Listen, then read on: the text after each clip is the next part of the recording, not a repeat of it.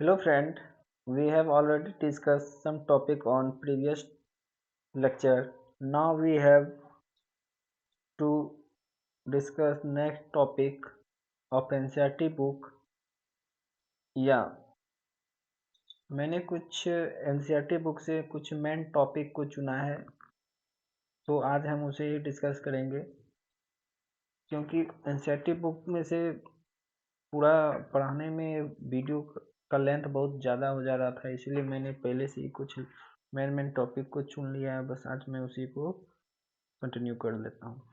तो मैं हम लोगों ने कल हार्डवेयर तक पढ़ लिया था, आज सॉफ्टवेयर पढ़ेंगे। Then now what is software? The instruction given to the computer in the form of program is called software. जब हम कंप्यूटर को किसी प्रोग्राम के थ्रू इंस्ट्रक्ट करते हैं तो उसे ही हम सॉफ्टवेयर कहते हैं।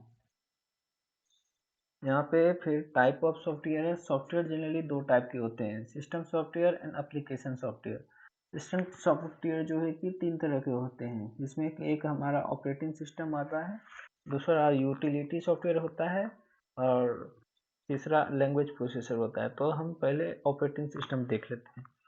तो ऑपरेटिंग सिस्टम वो होता है जो कि यहाँ पे देखिए दिया हुआ है। ऑपरेटिंग सिस्टम ये होता है जो कि प्लेटफॉर्म और हार्डवेयर के बीच में इंटरेक्ट करे और जो यूजर को कुछ आउटपुट दे, से ही हम ऑपरेटिंग सिस्टम कहते हैं। ऑपरेटिंग सिस्टम के कुछ फंक्शन होते हैं जैसे processor management, memory management, file management, device management. ये सारे फंक्शंस हैं ऑपरेटिंग सिस्टम के।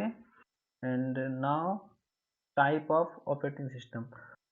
ऑपरेटिंग सिस्टम पहला टाइप होगा real time operating system. Real time operating system क्या होता है? ये जो है कि मल्टीटास्किंग यूज के लिए ऑपरेटिंग सिस्टम होता है, और ये जो है कि रियल टाइम यूज के लिए यूज किया जैसा है, जैसे control of nuclear power plant. ये क्या है कि न्यूक्लियर पावर प्लांट को कंट्रोल करने के लिए रियल टाइम ऑपरेटिंग सिस्टम का यूज करते हैं। जैसे कि अगर मैं चाहता हूँ कि वो न्यूक्लियर डिफ्यूज हो जाए तो मैं एक बटन दाबूंगा और वो विद इन अ सेकेंड काम करना चाहिए, नहीं तो वो हो सकता है कि कुछ और काम अलग हो जाए। तो इसलिए रियल टाइम ऑपरेटिंग सिस्टम उस समय यूज होगा। And now second type of operating system is single user system. Single user system is provide platform only for one user eight A time. ये किस तरह का ऑपरेटिंग सिस्टम होता है जो कि सिर्फ एक बार में एक ही यूजर को अलाउ करता हो, उसे हम सिंगल यूजर ऑपरेटिंग सिस्टम कहते हैं।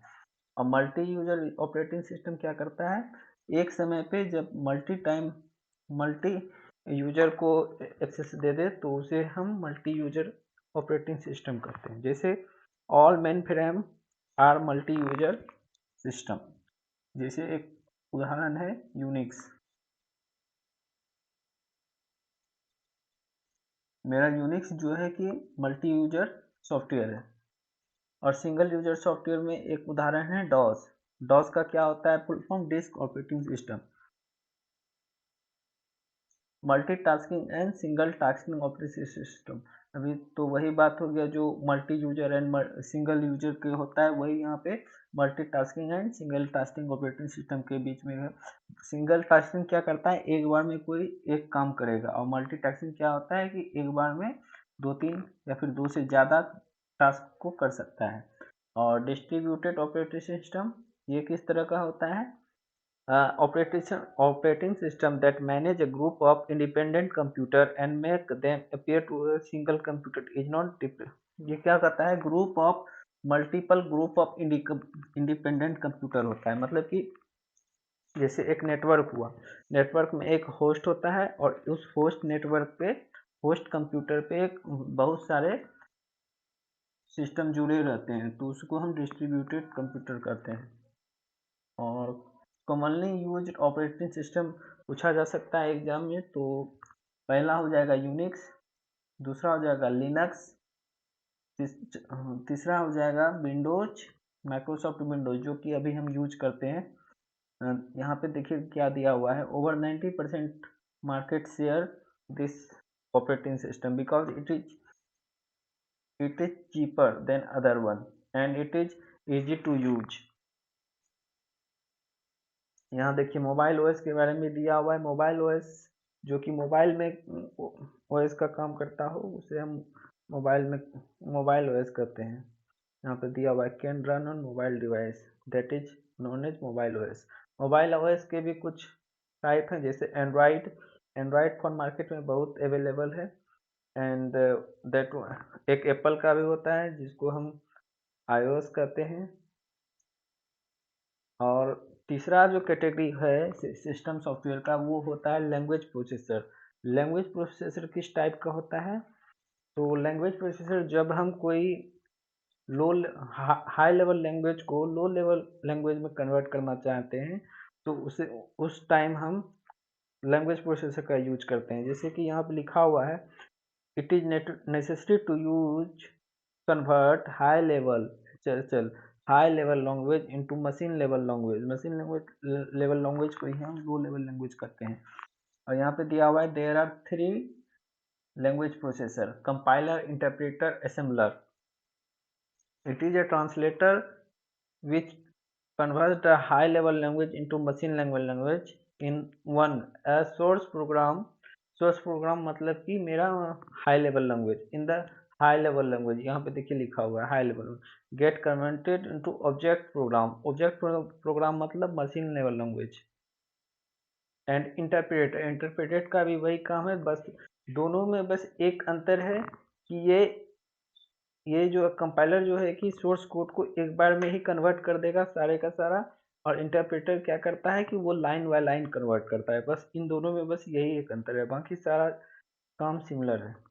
असेंबलर असेंबलर जो है कि कंपाइलर और इंटरप्रेटर से भी पहले का लैंग्वेज प्रोसेसर है। असेंबलर क्या करता है कि असेंबली लैंग्वेज को मशीन लैंग्वेज लेवल लैंग्वेज में कन्वर्ट करता है बस।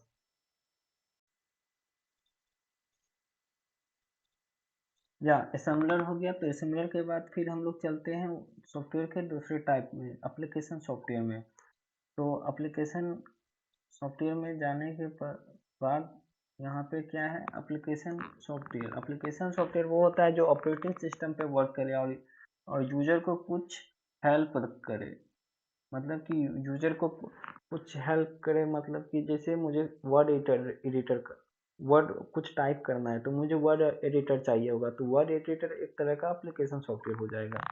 तो एप्लीकेशन सॉफ्टवेयर के अंदर बहुत सारे चीज़ आते हैं, जैसे कि MS office, Macromedia, dream viewer, flash, adobe, page maker, Photoshop, यह सारे पैकेज सॉफ्टवेयर आते हैं। पैकेज सॉफ्टवेयर क्या आते हैं? तो पैकेज सॉफ्टवेयर किसी कंपनी के द्वारा प्रोवाइड एक पैकेज होता है जिसमें नंबर ऑफ सॉफ्टवेयर होते हैं। जैसे माइक्रोसॉफ्ट ऑफिस के अंदर बहुत सारे पैकेज हैं, जैसे कि वर्ड, एक्सेल, पावर पॉइंट।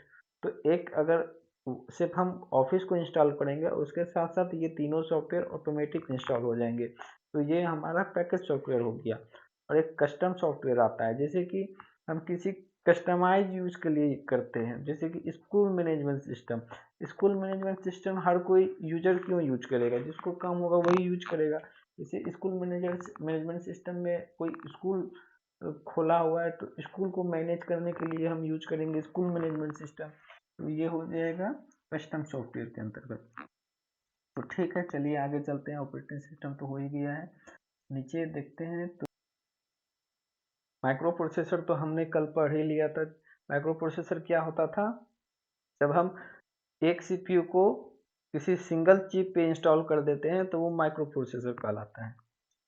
ठीक है, माइक्रो प्रोसेसर के अंदर क्या क्या रहता है? ALU and CU. And ALU और सीयू जब मिल जाते हैं तो उसे ही हम सीपीयू कहते हैं। एंड रजिस्टर भी हमने कल देख लिया था, बस भी देख लिया था। ये देखिए बस का फोटो कल हमने फिगर के थ्रू समझ लिया था, क्लॉक स्पीड ये सारा देख लिया था। या यहाँ से हुआ पोर्ट्स भी हमारे सिलेबस का बहुत मेन पार्ट है। तो पोर्ट्स क्या होता है? Generally port is an interface between motherboard and external device. Port क्या होता है? तो ये इंटरफेस होता है मदरबोर्ड एंड एक्सटर्नल डिवाइस। जब हम एक्सटर्नल डिवाइस को कंप्यूटर से कनेक्ट करना चाहते हैं तो वो हम कैसे करते हैं? तो किसी पोर्ट के थ्रू करते हैं। तो पोर्ट के भी बहुत सारे प्रकार होते हैं, जैसे serial port, USB port, PS2 port, fire port and infrared port. तो एक एक करके हम समझते हैं। तो सीरियल पोर्ट क्या होता है? जैसे serial port typically older PC, ये जो है कि पुराने ज़माने की पीसी में यूज होता था। अब मॉडर्न माउस कीबोर्ड, पहले जो है कि अभी तो यूएसबी की तरह आने लगा है, पहले क्या होता था कि गोल जैसा आता था, उसी को हम सीरियल पोर्ट कहते हैं। पुराना सिस्टम जिसके पास होगा वो जरूर देखा होगा, नहीं तो आप गूगल पे भी सर्च कर सकते हैं उसको। यूएसबी क्या होता है? Now it USB A type जो कनेक्टर होता है उसे ही हम यूएसबी कहते हैं। ये मार्केट में बहुत चलन है इसका अभी। ये एक प्लग एंड प्ले कम्युनिकेशन के भी अंतर्गत आता है। ये एग्जाम में पूछा जा सकता है कि plug and play communication type of which ports. And PS2 special port connecting keyboard and mouse to some PC type of port was invented by IBM। ये भी क्या है कि कोई स्पेशल टाइप का कीबोर्ड और माउस को कनेक्ट करने के लिए यूज होता है। इन्वेंट किसके द्वारा किया गया था? IBM के द्वारा किया गया था। और ये फायरवायर क्या है? फायरवायर जो है कि एप्पल एप्पल के द्वारा लॉन्च किया गया था, इन्वेंटेड किया गया था। और ये एक सीरियल बस interface standard high level communication को ये अलाउ करता है, सपोर्ट करता है। और ये रियल टाइम डाटा ट्रांसफर को भी अलाउ करता है। इंफ्रारेड क्या है? I R port is a port in which send और रिसीव इंफ्रारेड, जो कि इंफ्रारेड सिग्नल को सेंड और रिसीव करता हो उसे हम इंफ्रारेड पोर्ट कहते हैं। इसका शॉर्ट फॉर्म होगा IR। और it is a wireless type of port. ये क्या है? जब हम इंफ्रारेड का बात करते हैं तो ऑटोमेटिक वायरलेस हो जाता है। तो ये भी पोर्ट क्या है? वायरलेस टाइप ऑफ पोर्ट होता है, जिसका रेंज होता है 5 to 10 फीट। एंड ब्लूटूथ एक peer to peer device connector है, जो कि शॉर्ट रेंज पे हम किसी डिवाइस को कनेक्ट करने के लिए यूज करते हैं। ब्लूटूथ का रेंज होता है 32 फीट और हम कर सकते हैं 10 मीटर। बस ब्लूटूथ के बारे में इतना ही पूछेगा और कुछ नहीं पूछेगा। यही पूछेगा कि peer to peer device connect करने के लिए हम किस मीडियम का यूज करेंगे, किस डिवाइस का यूज करेंगे। तो हम लोग बोल सकते हैं कि ब्लूटूथ। या कुछ इंटरनल स्टोरेज कोडिंग सिस्टम है जिसे हमने कल देखा था, जैसे ASCII, IS, इंडियन यूनिकोड। ये सारे जो हैं कि internal storage encoding character system है। जैसे कि ए ए हम टाइप करेंगे तो वो हमारा कंप्यूटर नहीं समझेगा, तो उसको कन्वर्ट करने के लिए ASCII कोड या फिर ASCII स्काई का कोड का हम यूज करेंगे। जैसे यहाँ पे अमेरिकन दिया हुआ है तो यहाँ पे गलत है, यहाँ पे इंडियन होगा। इंडियन ASCII का कोड होता है American standard code for information interchange. ये कोड पूछा जा सकता है। और सबसे बड़ी बात, ये 7 बिट कोड होता है। एंड ASCII जो होता है ये इंडियन स्टैंडर्ड कोड होता है, ये इंडिया के द्वारा बनाया गया है और ये 8 बिट कोड केपेबल होता है। ये 256 करेक्टर को सपोर्ट करता है और ये 128 पॉसिबल करेक्टर को सपोर्ट करता है। यूनिकोड क्या हुआ? यूनिकोड एक यूनिवर्सल कोडिंग स्टैंडर्ड हुआ, universal coding standard which provide unique number for every character. ये क्या हुआ? ना अमेरिकन ना ASCII, ये यूनिवर्सल हो गया, पूरे वर्ल्ड में जो सपोर्ट करता हो। अब जो है कि नंबर सिस्टम का बात हुआ। आप तो जानते होंगे कि हमारा कंप्यूटर सिस्टम जो है कि बाइनरी डिजिट को सपोर्ट करता है। तो हम अगर 1 2 3 4 डाल रहे हैं तो वो कंप्यूटर को समझ नहीं आएगा। तो सबसे पहले क्या, हम अगर 1 डालेंगे तो कंप्यूटर सबसे पहले उसे बाइनरी डिजिट में कन्वर्ट करेगी। तो कन्वर्ट कैसे करना है, क्या करना है, उसी को हम नंबर सिस्टम कहते हैं कंप्यूटर में। तो यहाँ पे दिया हुआ है, तो हम अभी कुछ बता दे रहे हैं उस बारे में, जहाँ से पूरा नंबर सिस्टम है। तो इसके बारे में कुछ ओवरव्यू मैं दे रहा हूँ, बाद में एक अलग से वीडियो बना दूंगा कि नंबर सिस्टम कैसे परफॉर्म होगा। तो चलिए आते हैं डेसिमल फॉर्म।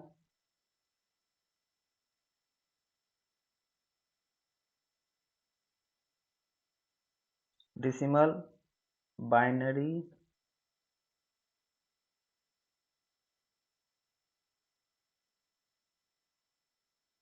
हेक्साडेसिमल,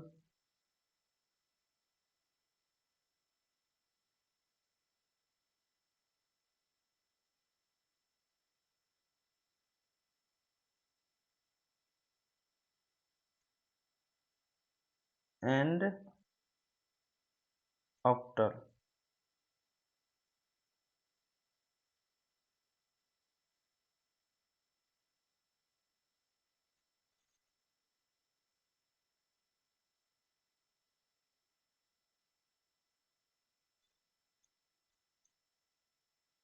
डेसिमल मान लेते हैं 10 लिए, 10 को हम कन्वर्ट करना चाहेंगे बाइनरी में। तो अगर हम डेसिमल लिखेंगे तो इसका बेस 10 लिखेंगे, अगर हम बाइनरी लिखेंगे तो इसका बेस हम 2 लिखेंगे। अगर 10 को हम बाइनरी रूप में लिखना चाहेंगे तो इसका पहले हम एलसीएम के थ्रू निकाल लेते हैं। एलसीएम के थ्रू निकालेंगे तो यहाँ 2 होगा, यहाँ 5 होगा, और यहाँ क्या बचा, तो मेरा 0 बचा। यहाँ पे 2 निकालेंगे, यहाँ पे क्या होगा, तो 2 होगा, और यहाँ पे क्या होगा, तो 1 होगा। और यहाँ पे फिर हम निकालना चाहेंगे तो 2 हो जाएगा, और यहाँ पे क्या होगा, 0, यहाँ पे 0 होगा, और यहाँ पे 1 हो जाएगा। तो ये क्या हो जाएगा, 1 0 1 0, इसका 10 का क्या हो जाएगा, बाइनरी। तो अब हम, ये तो हो गया डेसिमल टू बाइनरी। अगर हमको अब बाइनरी टू डेसिमल करना होगा तो बाइनरी टू डेसिमल करने के लिए 1 0 1 0, बेस में क्या होगा, 2, इसका बेस 10 निकालना है। तो पहले क्या करेंगे, ये टू द पावर 0 से स्टार्ट करेंगे, फिर यहाँ पे क्या करेंगे, 2, नहीं यहाँ पर भी 0 होगा क्योंकि यहाँ से हम 0 उतार रहे हैं, फिर यहाँ पे 1 1 0 टू की पावर 2, यहाँ पे क्या होगा, यहाँ पे होगा हमारा 2 1 2 टू द पावर 3। तो 2 टू द पावर 3 यहाँ पे हो जाएगा 8 plus 2 to the power 4 into 0 plus यहाँ पर हो जाएगा 2 plus 2 to the power 1 into 0 plus हो जाएगा हमारा 0। तो टोटल कितना हो गया, 8 प्लस 0 प्लस 2 प्लस 0 मतलब कि 10। तो यहाँ पे हो जाएगा मेरा 10। तो ये हो जाएगा बाइनरी टू डेसिमल कन्वर्जन। तो इसी तरह से आगे भी हम नंबर सिस्टम को देखते रहेंगे। अगला से मैं वीडियो बना दूंगा कन्वर्जन का। तो वीडियो अगर अच्छा लगा तो सब्सक्राइब एंड लाइक कर दें और चैनल को शेयर भी कर दें अपने दोस्तों के साथ। जय हिंद, जय भारत।